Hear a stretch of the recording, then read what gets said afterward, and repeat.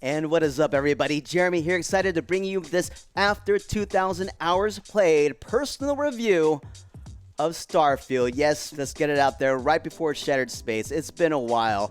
Let's do the 2,000 hour review. See where the mindset is right now and my personal, feelings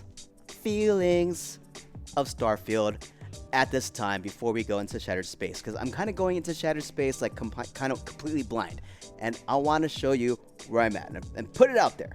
Let's talk about it. How do I feel about Starfield? I love it. Yes, I do love it. Of course, I played it for over 2,000 hours. That alone is absolutely amazing, but I didn't love all of it. Let's talk about it. Before we talk about it, let's go over my history with Bethesda games. Let's give you a little background of how I got to this point. Because here it goes. My game history with Bethesda. Number 1, Fallout 3, my very first Bethesda game. Over 100-ish hours. It's not. I don't have it on Steam, so I'm estimating.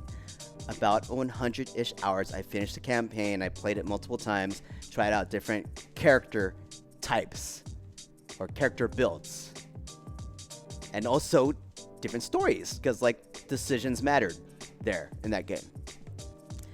Elder Scroll 5. Skyrim, 138.4 hours. Fun. I enjoyed it. Completed the campaign. But I really only played it once. Fallout 4, 296.4 hours. And the reason why it was that I had that many hours in that game is because of settlement building. I really enjoyed settlement building. It's okay, so kind of thoughts right here, thought process. Because some of you that know my channel, they you know what I do. You know what I do a lot of. It's a lot of building stuff. Next game in the Bethesda series. Interesting thing here. I didn't play Fallout New Vegas. I didn't play it. Maybe I'll circle back to it someday, but I didn't play it. But maybe because I didn't. I don't know. I don't know why. Anyway, Fallout 76. 50-ish hours. It wasn't on Steam at that time. It had its own launcher, so I played it through its own launcher, and I was completely hyped by the marketing of it. It's online multiplayer, create a settlement wherever you want, right? But and I purchased the Fallout 76 Power Armor Edition with Power Helmet for $200. Pre-purchased, not just purchased, pre-purchased this, all right? I was I'm totally in. I'm totally in Bethesda. I'm totally in Todd Howard. You sold me on this concept for Fallout 76. And I stopped in disappointment and have not played it again. I have not played it again. That release, where it was when it was released, that was not a good experience. I did not enjoy that. Maybe I was on Hopium for 50-ish hours, and I probably should have stopped around 10 or 15. That was my reality. But it's there's a whole world to explore. Maybe I'll find something else there. Maybe I'll find an actual NPC I can talk to during that time. They didn't have NPCs like they have now, and I still haven't even touched it yet. Back in the day, it was all just tablets or some kind of notes. That's how you experienced interaction in Fallout 76 at that time. Thoroughly disappointed. I was so disappointed, I sold the helmet on eBay for $1. True story.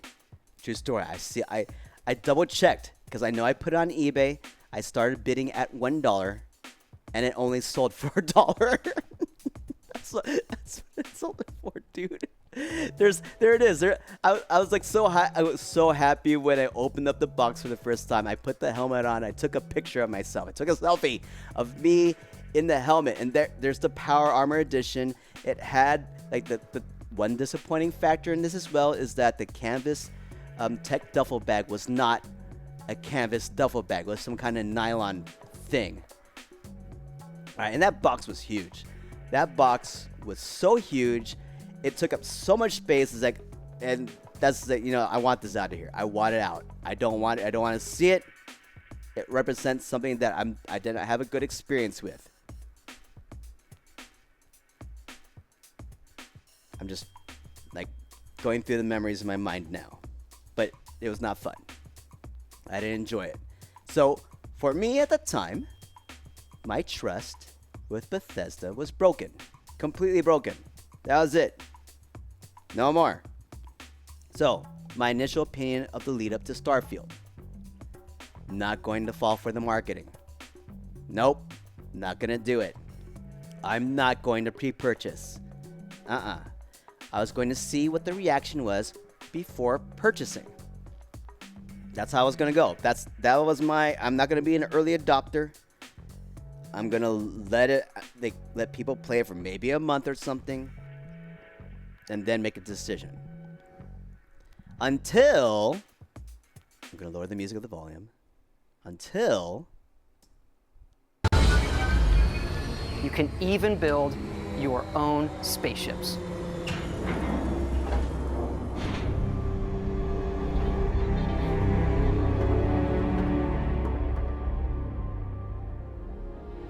You can choose crew members, and yes, you can completely customize the look and layout. There's loads of different modules, ship manufacturers, and more. I have to say, it's so cool. We just absolutely love this.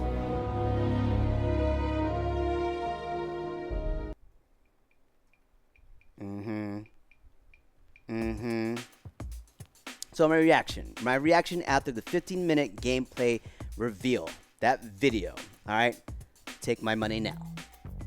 And it was specifically that section. That's the funny thing. I was like, okay, that's cool. Like the whole 15 minutes, that was like that, 30 seconds? Was that a 30-second clip? That 30-second clip was the one that did it for me. All right, it's going through the whole, it's like, okay, that's cool. That looks like fun. It's like, take my money now. I could build my ships. I could build ships on this thing. Say what? I pre-purchased Premium Edition for early access. Pre-purchased. And then this is it. I identified exactly how I wanted to play this game. 1, have 0 external influences affect my opinion of the game. I was going to go in blind.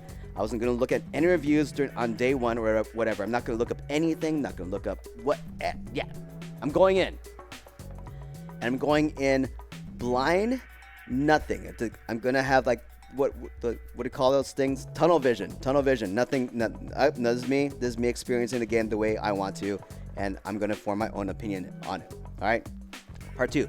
I'm going to try to experience everything the game has to offer. Absolutely everything. I'm familiar with the Bethesda games like back in Fallout, whatever, but at the same time, I'm not going to think Fallout in space or Skyrim in space. I'm going to try to experience it as is. Everything. Side missions. Faction missions. Main story before like completing the main storyline. All that kind of stuff. I'm going to do everything I can. If I had something on my quest log, I'm going to complete it before I finish the game. That was it. That's how I'm going to go. If something randomly pops up on my quest log, I'm going to chase after that. That's it. That was it. I was going to do everything. I was going to get the most out of this game. And I was going to play on the hardest level and figure out everything on my own. Do not look anything up. Not look for any help. That was the way I wanted to go about it. Let's talk about what happened. General consensus after 200 hours. For those of you who don't want spoilers, there's going to be spoilers on here. At least I think. I think there's spoilers, right? If you haven't played Starfield, I'll say, if you haven't played Starfield yet, like the things I might reference to, you might need to play Starfield anyway. So anyway, what did I do? What were the things that I did? I did everything I can, and I put everything in quotation marks. All right? I put everything in quotation marks. Very good reason why. I'll talk about that. I completed a lot of mission board quests. I spent a lot of time doing that. It was fun. I enjoyed it. And I enjoyed the fact that I was traveling to different planets all over the place. I mean, the only part after a while, it's like, okay, like I realized that we're recycling the point of interest now. That was one part. I leveled up over 200. I leveled up to over 200 with the help of an XP farm. Yes, I created an outpost, an XP farm. I wish I didn't. Because that totally changed the dynamics of the game, especially if you're playing it hardest. Hardest level wasn't hard anymore. That's what it was. Like that's what it came down to. Like in the beginning, the other thought about that, playing on hard, like you just created a bunch of HP sponges that you had to go against. That's what it really was. I commandeered a ton of ships. That was fun. I had a great time doing that. And like building ships as well. And my thoughts: 1, I enjoyed everything, but felt there were missed opportunities. Like one of them was a lack of significant consequences. That was one big one. I mean, there's other things too. Like I wish like certain storylines, certain side missions, I wish we had a chance to explore things further. Like an example for me, like we found a derelict ship. Like everyone on board is dead, and you find the reasoning why you kind of go on that. I wish there was something afterwards. It was the derelict ship, and everything was contained in that ship. I wish there was maybe someone to talk to afterwards. Like, hey, did you know that the ship was might be connected to somebody out there? And I wish I could go about them. Hey, I found your ship, and these were the people that were on there. What happened, or something like that. So I wished you had it like you find something and then you can kind of investigate further down the road. But I mean, that's one of the missed opportunities, or things with even Unity, like going to NG+1. Like I wish that there was more involved with NG+1. Like a lot more universe, like changes in the universe happened. The only difference was maybe you get something different in a different experience at the lodge, and your interactions with the spaceborne. But I wish maybe there were other things that were different in that universe as well, to kind of reflect that, hey, this is more than a different universe. And of course, the lack of significant consequences. This is the main one that got me. All right, this is how I played the game. This was based on a faction type quest. The factions that I kind of went through outside of its main storyline, outside missions, was the first one I did was the Freestar Rangers. The second one was it was the Crimson Fleet. Crimson Fleet and UC SysDef. All right, that was the one. That was the one that got me, because initially, I wanted to side with UC SysDef. But because of a certain stealth mission where I had to maybe kill some innocent people, I couldn't side with UC SysDef anymore. And that's because the stealth wasn't exactly the best during that time period on which I played the game. Many patches have come already, and even when the game was first released, sometimes the patches were a little bit slow. And I have some theories why. Maybe not in this video, but there's some theories why. But Bethesda is a big company. But before I get sidetracked, let's stick with this. But yes, I had to side with the Crimson Fleet because I couldn't continue on the UC SysDef path anymore. So I'm now Crimson Fleet. I finished the whole faction quest quest line with the Crimson Fleet. Became like a pirate lord, right? And then I think the next thing I wanted to do was the UC Vanguard quest. So that's but my thoughts oh man, I probably can't go to New Atlantis anymore. I'm sided with the Crimson Fleet. I did the deeds with the Crimson Fleet. The UC SysDef is no more. They are completely destroyed. We now have the Vigilance. The Crimson Fleet now has the Vigilance as their own capital ship to wreak havoc on the universe. And then I go to New Atlantis, and like no one has a problem. No one has a problem with me. I'm like, I'm a well-known pirate lord. I'm walking into New Atlantis, home of the UC. What is it? United Colonies, right? And I just walk up to Tuwala and say, "Hey, I want to join the UC Vanguard." Like, let me bring up this guy. Let me bring up this guy. Tuwala here. It's Tuwala. Hey, what's up, Tuwala? And the character I was playing at the time was a grandma. It's like, "Hello, Tuwala. I want to join the UC Vanguard." And Granny's a pirate lord, all right? Tuwala's like, "Oh hey, Granny Jams. Yeah, you want to join the UC Vanguard? Absolutely. It's all voluntary. Let's take a look at your background." "Oh, okay. It looks like we have a situation with you with the UC Sysdef. Oh, hey, looks like you're a high-level ranking pirate lord of the Crimson Fleet. Huh? Looks like you kind of messed up the UC Sysdef. You kind of like destroyed them. Well, yeah.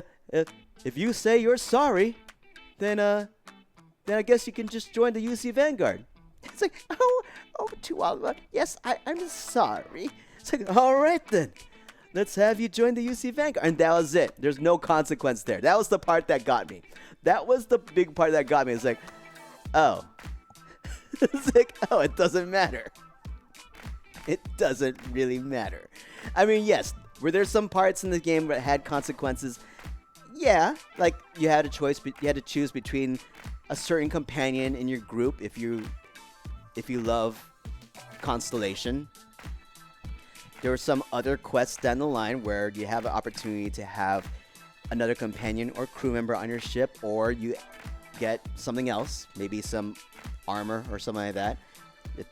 Choosing some choices there. But I wanted something significant, extreme, like hey, I basically killed the dude at UC Sysdef. I should be at war with the UC. But hey, as long as you say you're sorry, we're okay. It's like, so we're good, right? Yeah, I'm sorry. It's like, that's it. So that's the part that got me. I mean, amongst other things in the story, it's like, I just wish you could dig deeper. I mean, certain features, like, I wish you could go just a little bit further down the road. I mean, yeah, the consensus was, it was, what?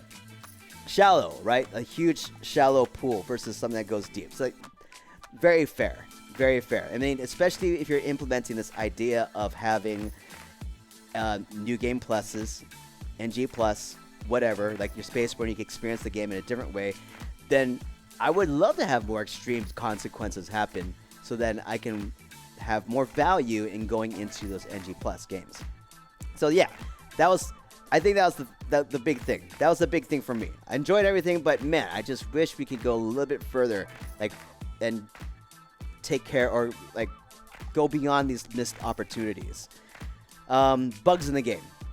Bugs in the game didn't allow me to experience the game that I attended. So there was a situation, like I think it was with Ryujin, right? Where the guy that I needed to contact, like I see that the blue marker is like all the way in a spot where I can't access. And that was a bug in the game. So I acknowledge that there's bugs in the game. So that started quite for whenever there was a situation where I couldn't figure something out, right?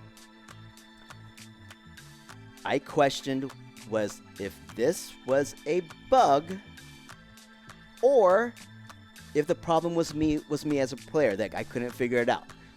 So that was my big thing. I didn't want to look up anything.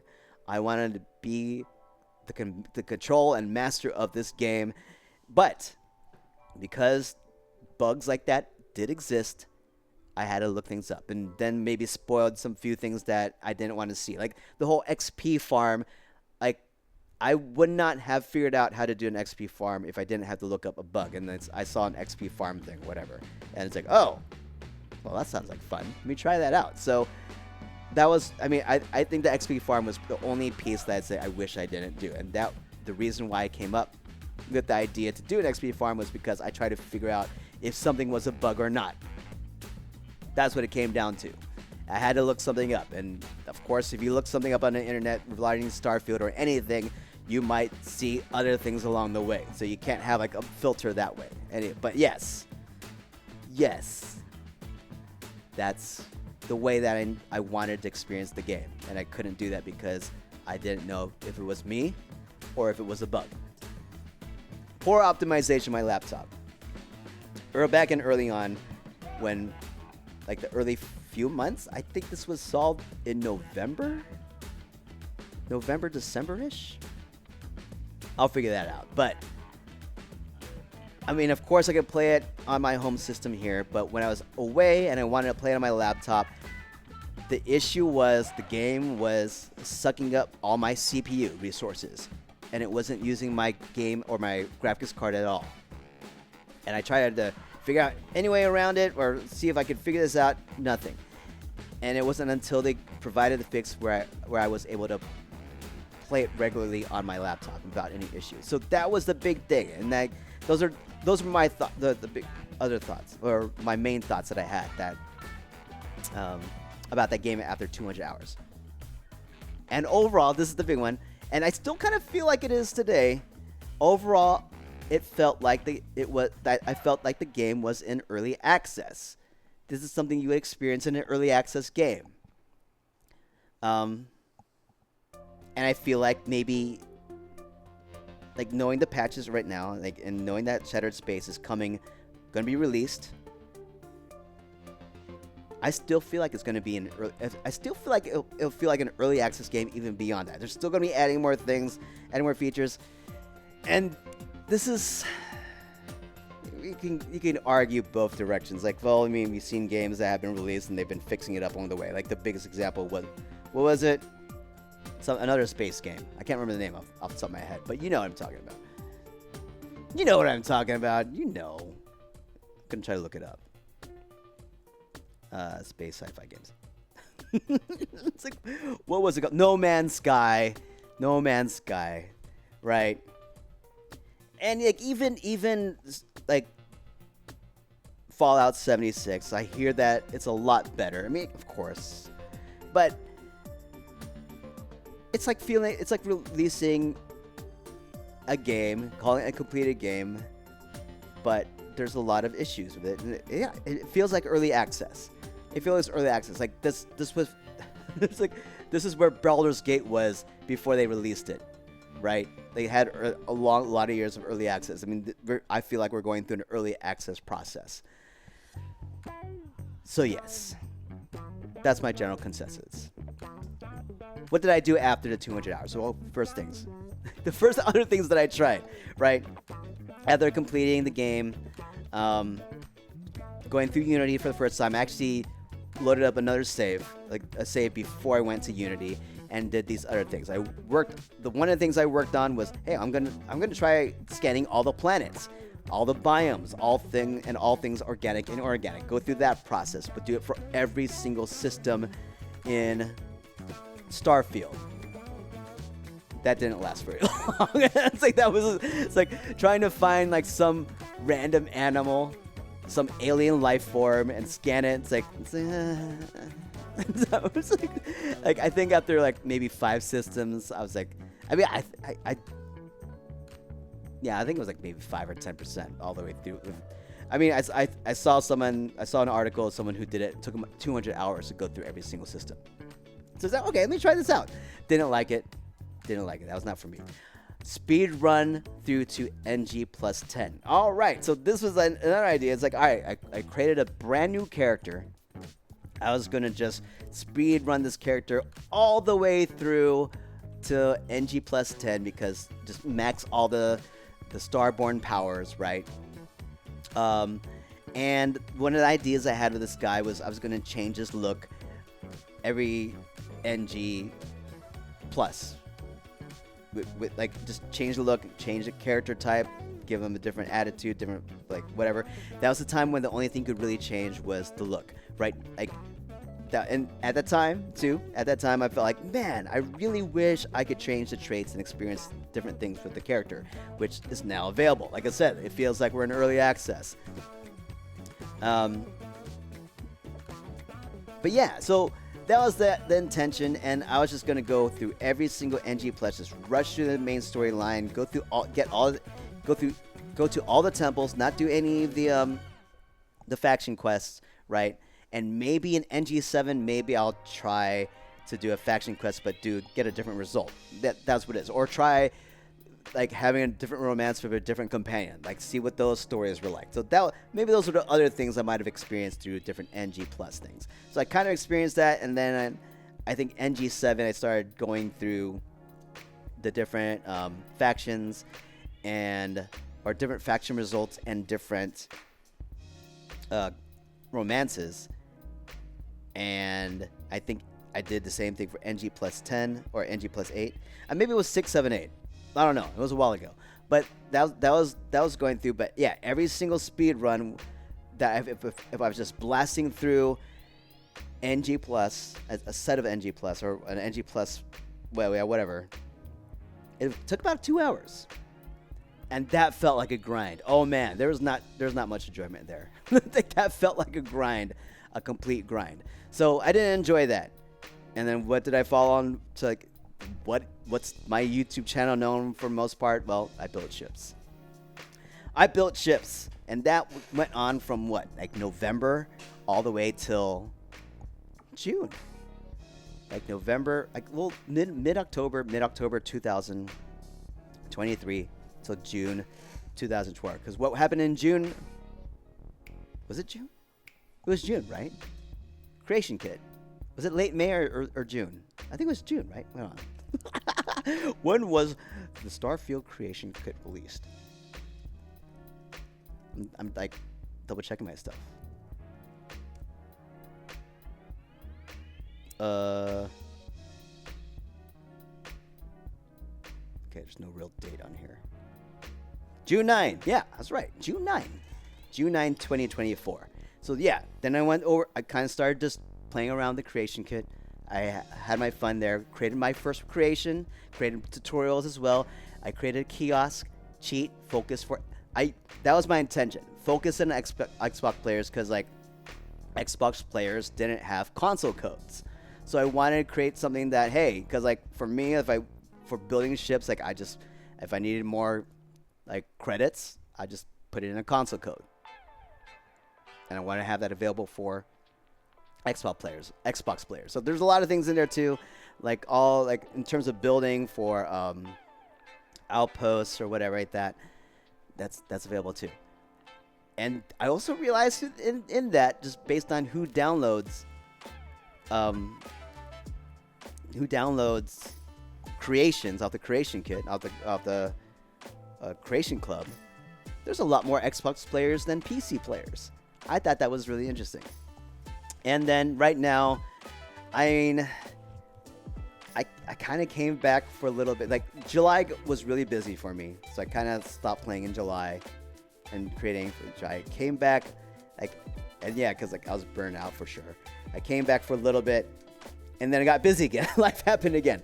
So, but I also think that for me personally, it came at a great time, because it kind of like, what do you call it? Like, kind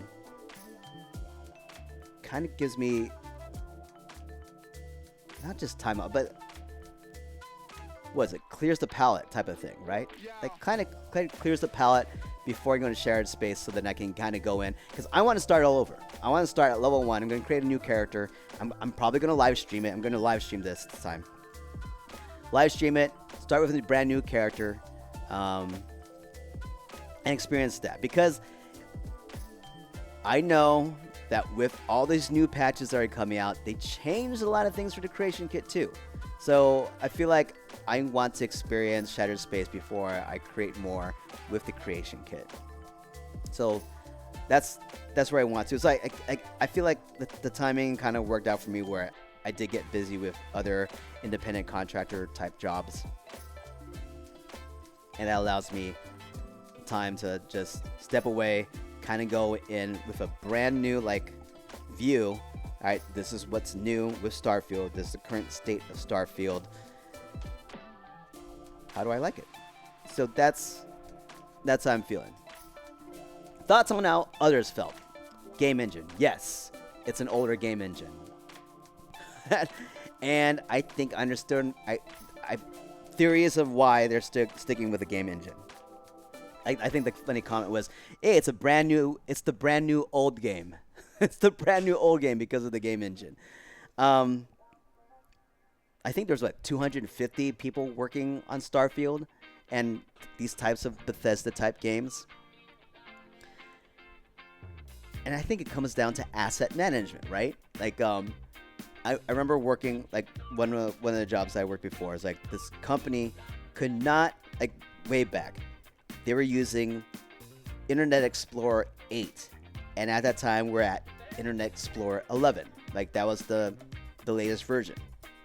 I was on a web development type job.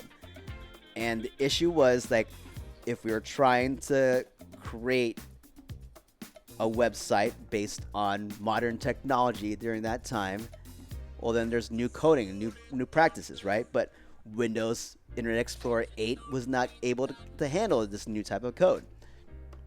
So we had to design things that worked for Windows, like Internet Explorer 8. But there comes the issue where it's like, well, there's certain features that we need to implement that required like modern web browsers to be used. Like, and then that caused an issue like, well, what about Chrome? What about Firefox? That kind of stuff, right? But there was some legacy program that was super important that could only be accessed with Internet Explorer 8. So why am I saying that? The same thing could be happening with all the assets that we have, especially if you have like 250 developers working these type of games. Even more, right? I think there's even more. So like, even with like the Fallout stuff, how does that play a factor? Well, if you go to like what it takes to move all those assets into a new game engine, they're just completely theorizing right now. It would be just way too expensive to do it. Just be way too expensive. And they might be in a situation, well, if you want to get to that game engine, it's like, where's the plan? Like, I don't know. Like, I remember there was one interview with Todd Howard. He said, like, no, we're not planning to move on to a new engine yet. So I think it comes down to money. It's like, you can't, like, it's just out of the question to try to figure out how to move all these assets to a new game engine. And I don't know if that also plays into the Creation Club strategy too, like the Creation Kit strategy. Like, those assets also play a role into the Creation Kit. Just thoughts. I don't know, theories. But yeah, I get it. Does it bother me? No. I'm okay with it because like I experienced it, I enjoyed it, and the game engine wasn't a deterrent for me. Loading screens, fast travel. I'd say yes, maybe. I mean, a lot of people didn't like it. It broke the immersion. For me, it's like I was okay with it. Maybe I wish a loading screen was more of an animation. Like, hey, are you flying out in space? Well, why do you go to a loading screen? Why not just show the ship flying out in space and use that as a loading screen? Fast travel, like going from one place to other just via a loading screen versus walking. I enjoyed that. I was like I enjoyed just being able to fast travel. So I was like, I'm cool with that. I actually preferred it versus like, all right, do I have to walk back all the way through? Or can I just fast travel? Fast travel. Load screen. A few seconds. Thank you. That saves some time. That's how I felt. Visuals. Like some yes, some no. Sometimes it's riveting, sometimes it's bad, especially when it comes to NPCs. If that's a deterrent, then yes, absolutely fair game. For me, it didn't deter me. It's like I was good with it. I was fine. It didn't hinder my gaming experience. Lack of unique locations or empty, boring planets. Yes and no, because I actually enjoyed the empty, boring planets. That's a funny part, right?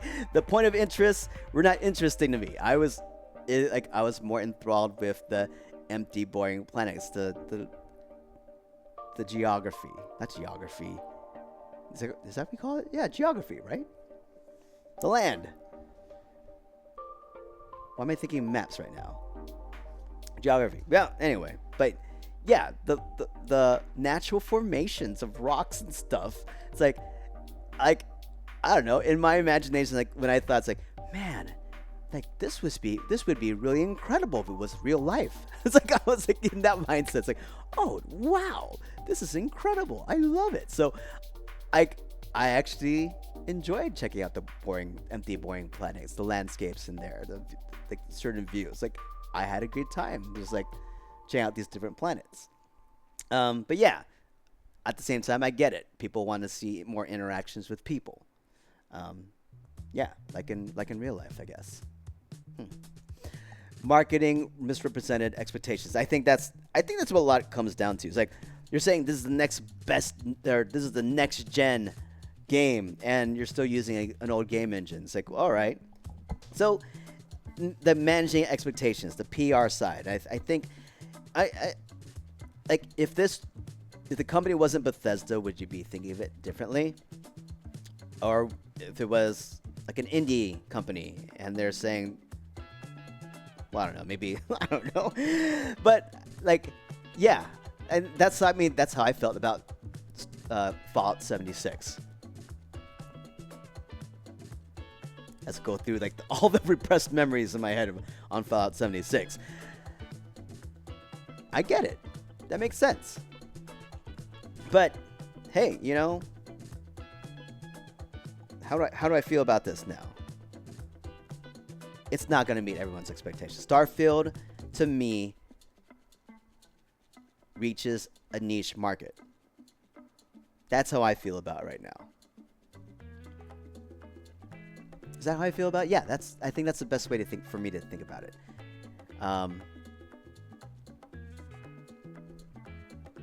That's all I got.